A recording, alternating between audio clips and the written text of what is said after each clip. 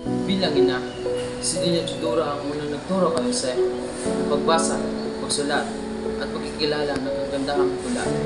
Hindi lamang siya ay guro, kundi inspirasyon ng batang si Jose.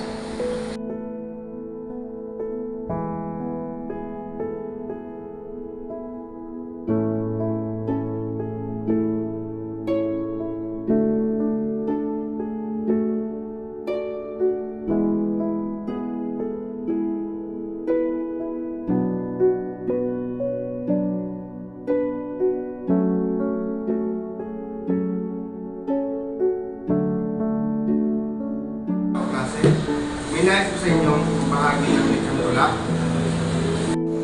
Ginoo, ako po! Si Pepe.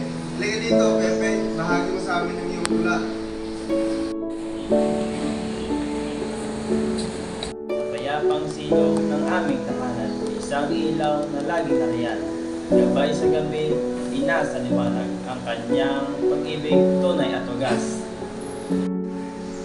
Napakaganda ng iyong tula, Pepe. Para kanino mo ito sinulat? Para po sa aking ina, siya po ang aking unang inspirasyon. Napakagaling mo, Pepe!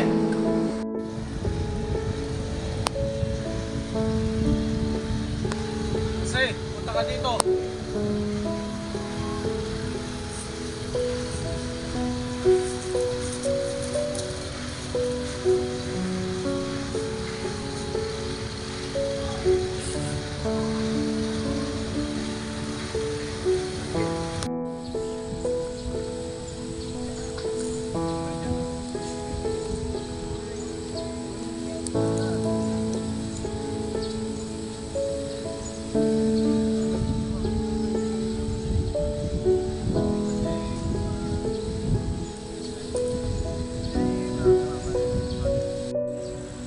Tay, nalakas na kami.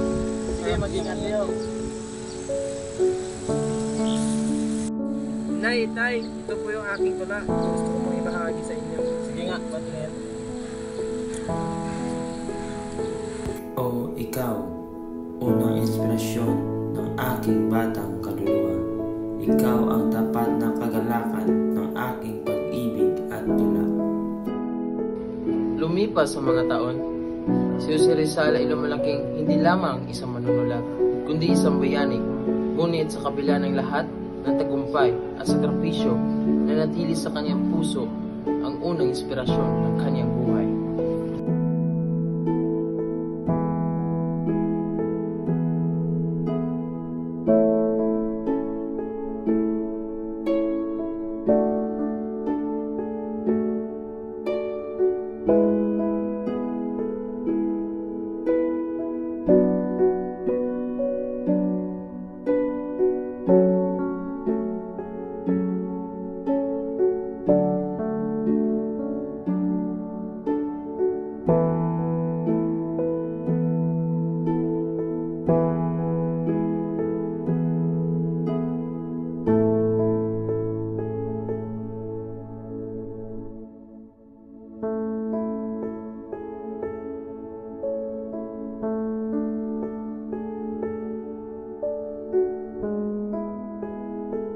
Ang unang ilaw sa kanyang landas, ang unang tinik sa kanyang tula. Ang inang si Doña Tudora, ang unang inspirasyon ng kanyang buhay. Ang kabataan ay ang pag-asa ng bayan.